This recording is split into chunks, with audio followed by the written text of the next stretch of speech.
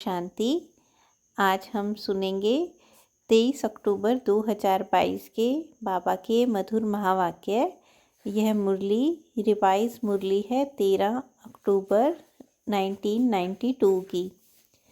तो मुरली का टाइटल है नंबर 1 बनना है तो ज्ञान और योग को स्वरूप में लाओ।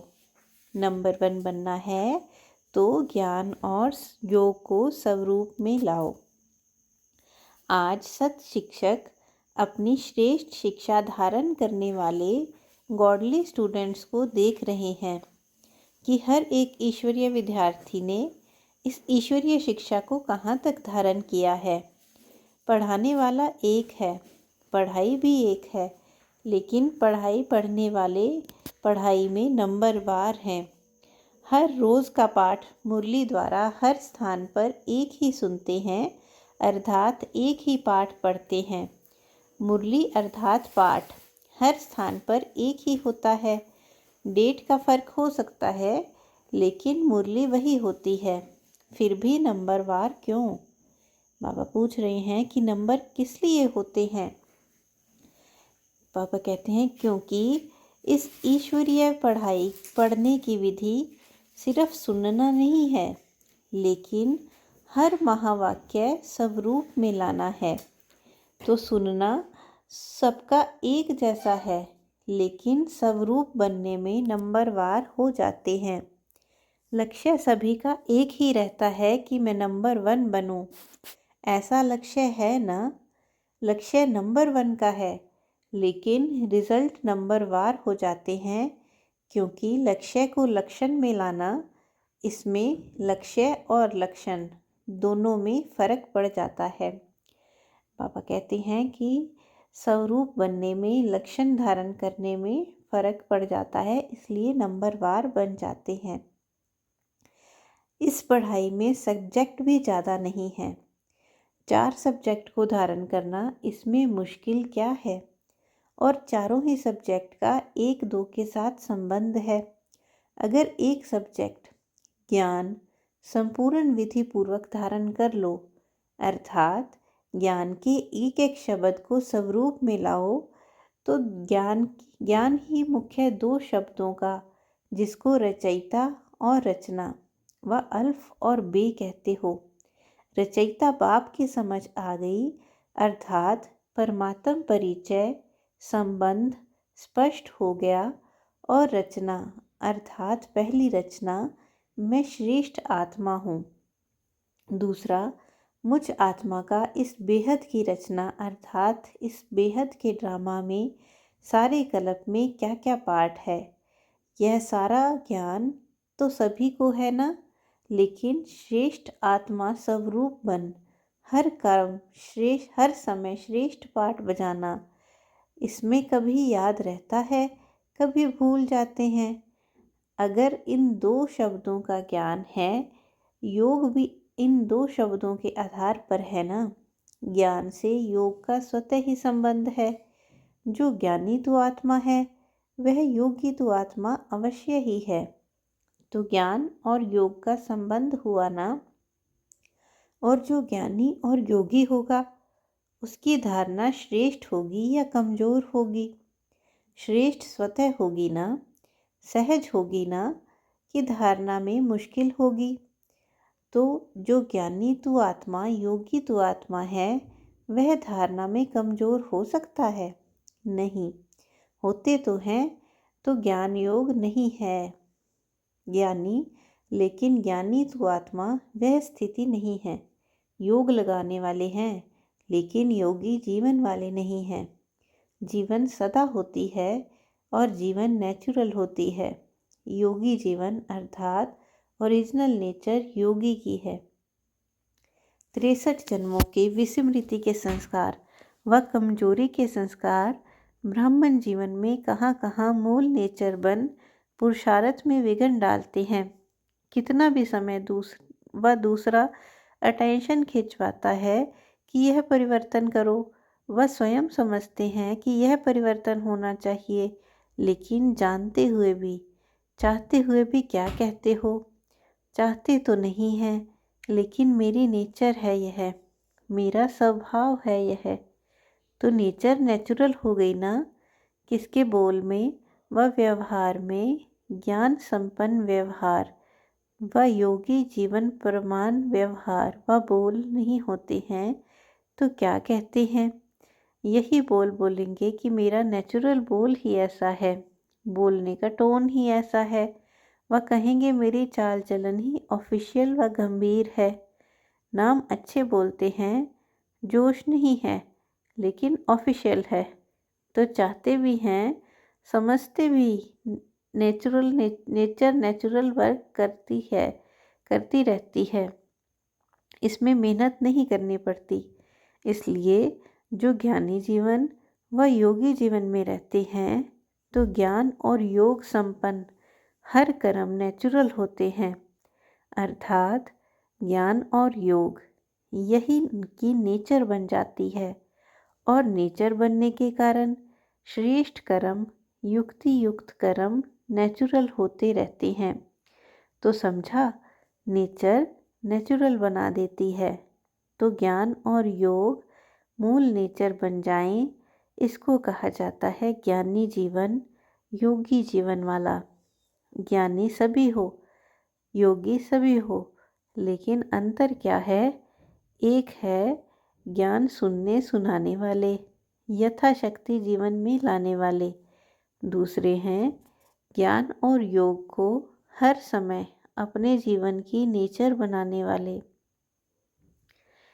बाबा कहते हैं एक है यथाशक्ति जीवन में लाने वाले, दूसरा सदा अपनी नेचुरल नेचर बनाने वाले। विद्यार्थी सभी हो, लेकिन यह अंतर होने के कारण नंबरवार बन जाते हैं। जिसकी नेचर ही ज्ञानी योगी की होगी, उसकी धारणा भी नेचुरल होगी। नेचुरल स्वभाव संस्कार ही धारणा स्वरूप होंगे। बार बार पुरुषार्थ नहीं करना पड़ेगा कि इस गुण को धारण करूं, उस गुण को धारण करूं, लेकिन पहले फाउंडेशन के समय ही ज्ञान योग और धारणा को अपनी जीवन बना दी। इसलिए यह तीनों सब्जेक्ट ऐसी आत्मा की स्वतः और स्वाभाविक अनुभूतियाँ बन जाती हैं। इसलिए ऐसी आत्माओं को सहज योगी, सहज ज्ञानी, सहज धारणा मूर्त कहा जाता है। तीनों सब्जेक्ट का कनेक्शन है। जिसके पास इतनी अनुभूतियाँ हैं, खजाना संपन्न होगा। ऐसी संपन्न मूर्तियाँ स्वतः ही मास्टर दाता बन जाती हैं। दाता अर्थात सेवाधारी। दाता बनने के बिना रह नहीं सकती। दातापन के संस्कार से स्वतः ही सेवा का सब्जेक्ट प्रैक्टिकल में सहज हो जाता है।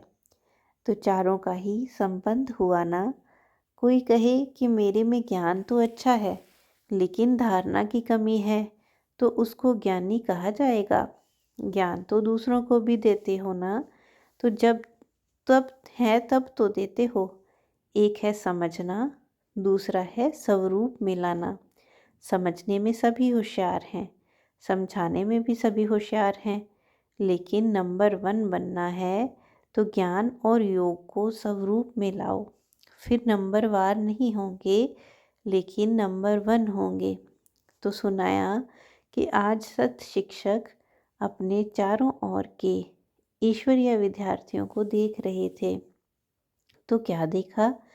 सभी नंबर 1 दिखाई दिए व नंबरवार दिखाई दिए।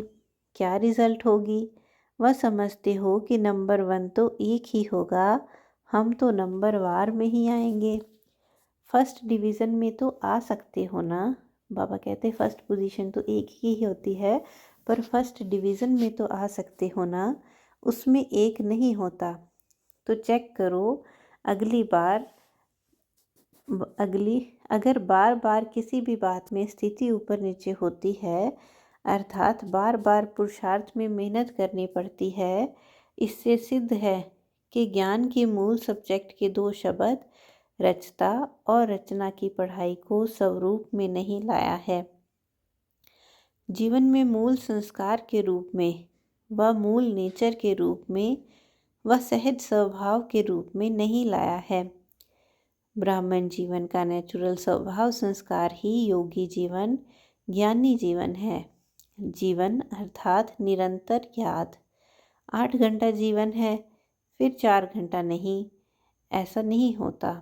आज 10 घंटे के योगी बने, आज 12 घंटे के योगी बने, आज 2 घंटे के योगी बने, वो योग लगाने वाले योगी हैं, योगी जीवन वाले योगी नहीं। विशेष संगठित रूप में इसलिए बैठते हो कि सरव के योग की शक्ति से वायुमंडल द्वारा कमजोर पुरुषार्थियों को और विश्व की सर्व आत्माओं को योग की शक्ति द्वारा परिवर्तन करें। इसलिए यह भी आवश्यक है। लेकिन योग में नहीं बैठते हो कि अपना ही टूटा हुआ योग लगाते रहते हो।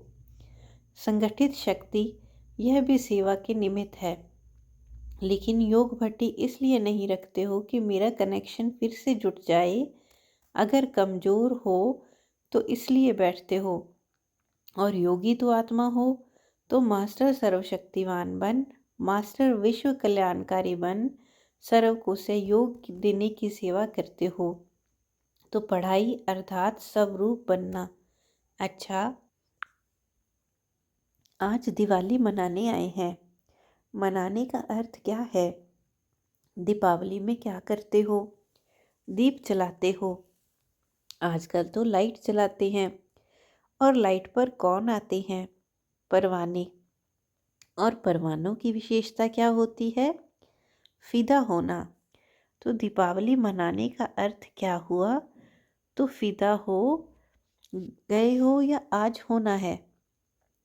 पापा कहते हो परवाने एक क्षमा पर, बाप पर फिदा हो गए हो कि अभी होना है, हो गए हो या होना है। तो दीपावली तो मना ली। अगर किसी ने कहा कि हम फिदा हो गए हैं तो बाबा ने कहा कि तू दीपावली तो मना ली, फिर क्यों मनाते हो? जब फिदा हो गए तो दीपावली मना लिया कि बीच बीच में चक्कर लगाने आते हो। फिदा तो हो गए हैं लेकिन थोड़े पंख अभी हैं, उससे थोड़ा चक्कर लगा लेते हो तो चक्कर लगाने वाले तो नहीं होना। चक्कर लगाना अर्थात किसी न किसी माया के रूप से टक्कर खाना। माया से टक्कर खाते हो या माया को हार खिलाते हो। वह कभी विजय प्राप्त करते हो, कभी टक्कर खाते हो।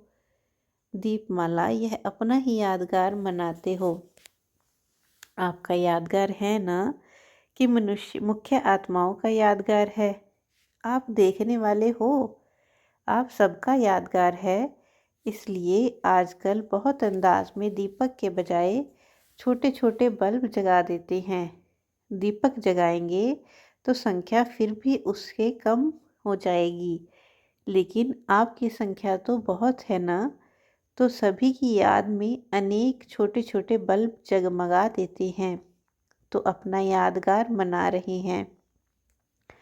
जब दीपक देखते हो तो समझते हो कि यह हमारा यादगार है, स्मृति आती है।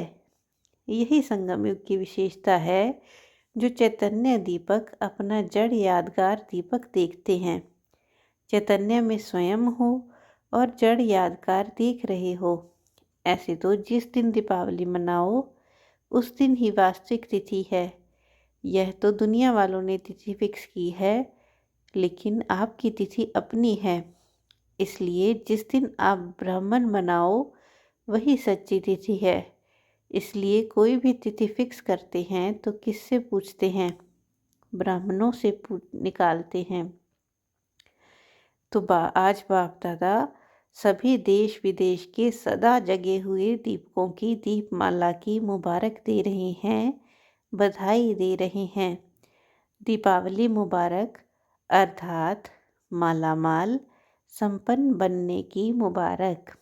ऐसे सदा जागती ज्योत, सदा स्वयं प्रकाश स्वरूप बन अनेकों का अंधकार मिटाने वाले सच्चे दीपक, सदा चारों ही सब्जेक्ट को साथ साथ जीवन में लाने वाले, सर्व सब्जेक्ट में नंबर 1 के लक्ष्य को लक्षण में लाने वाले, ऐसी ज्ञानी तो आत्माएं, योगी तो आत्माएं दिव्य गुण स्वरूप आत्माएं, निरंतर सेवाधारी श्रेष्ठ विश्व कल्याणकारी आत्माओं को बाप दादा का याद प्यार और नमस्ते।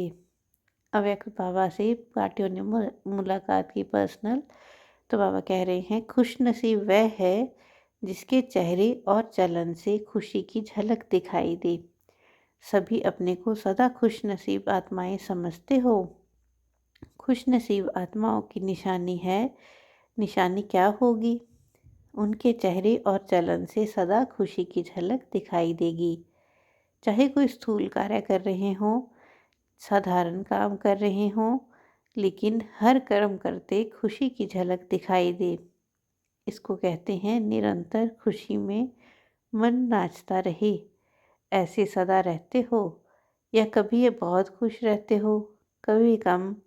खुशी का खजाना अपना खजाना हो गया तो अपना खजाना सदा साथ रहेगा या कभी कभी रहेगा? बाप के खजाने को अपना खजाना बनाया है, वह भूल जाता है अपना खजाना। अपनी स्थूल चीज तो याद रहती है ना, वह खजाना आंखों से दिखाई देता है, लेकिन यह खजाना जो आंखों से नहीं दिखाई देता है, दिल के अनुभव करते हैं। बाबा कहते हैं खजाना आंखों से नहीं दिखाई देता, दिल से अनुभव करते हैं। तो अनुभव वाली बात कभी भूलती है क्या? तो सेकंड में यह स्मृति रखो कि हम खुशी के खजाने के मालिक हैं। जितना खजाना याद रहेगा उतना नशा रहेगा। तो वह रूहानी नशा औरों को भी अनुभव कराएगा कि यहाँ पर सब कुछ, इनके पास सब कुछ है। अब बाबा माताओं से मिल रहे हैं। माताओं को सारा समय क्या याद रहता है? सिर्फ बाप याद रहता है या और भी कुछ याद रहता है? वर्षे की तो खुशी दिखाई देगी ना। जब ब्राह्मण जीवन के लिए संसार ही एक बाप है तो संसार के सिवाय और क्या याद आएगा? सदा दिल में अपने श्रेष्ठ भाग्य के गीत गाते रहो। ऐसा श्रेष्ठ भाग्य सारे कल्प में प्राप्त होगा। जो सारे कल्प में अभी प्राप्त होता है। तो अभी की खुशी, अभी का नशा सबसे श्रेष्ठ है। तो माताओं को और कोई संबंधी याद आते हैं? कोई संबंध में नीचे ऊपर तो मोह जाता है। मोह सारा खत्म हो गया है। जो कहते हैं कुछ भी हो जाए मेरे को मोह नहीं आएगा, वह हाथ उठाएं। अच्छा, मोह का पेपर भले आवे। पांडव तो नष्टमोहा हैं। नष्टमोहा हैं। व्यवहार में कुछ ऊपर नीचे हो जाए फिर नष्टमोहा हैं। अभी भी बीच बीच में माया पेपर तो लेती है ना, तो उसमें पास होते हो। ये जब माया आती है तब थोड़ा ढीले हो जाते हो। तो सदा खुशी के गीत गाते रहो। समझा?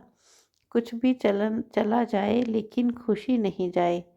चाहे किसी भी स्वरूप में माया आए लेकिन खुशी नहीं जाए। ऐसी खुश रहने वाली ही सदा खुश नसीब हैं। अच्छा, ओम शांति। अभी आंध्र प्रदेश और कर्नाटक वालों को कौन सी कमाल करनी है? ऐसी भी आत्मा वंचित न रह जाए। हर एक को संदेश देना है। जहाँ भी रहते हो सर्व आत्माओं को संदेश मिलना चाहिए। जितना संदेश देंगे उतनी खुशी बढ़ती जाएगी।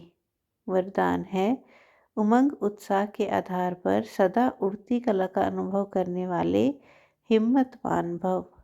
उमंग उत्साह के आधार पर सदा उड़ती कला का अनुभव करने वाले हिम्मतवान भव। उड़ती कला का अनुभव करने के लिए हिम्मत और उमंग उत्साह के पंख चाहिए। किसी भी कार्य में सफलता प्राप्त करने के लिए उमंग उत्साह बहुत ज़रूरी है। अगर उमंग उत्साह नहीं है तो कार्य सफल नहीं हो सकता। क्योंकि उमंग उत्साह नहीं तो थकावट होगी और थका हुआ कभी सफल नहीं होता।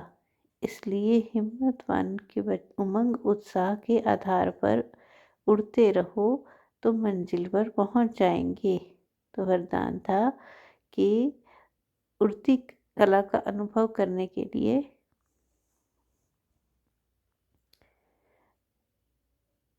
बाबा ने वरदान दिया। किसी भी कार्य में सफलता प्राप्त करने के लिए उमंग उत्साह जरूरी है। तो बाबा ने कहा उमंग उत्साह के आधार पर सदा उड़ती कला का अनुभव करने वाले हिम्मतवान भव। स्लोगन है दुआएं दो और दुआएं लो, यही श्रेष्ठ पुरुषार्थ है। दुआएं दो, दुआएं लो, यही श्रेष्ठ पुरुषार्थ है। अच्छा, ओम शांति।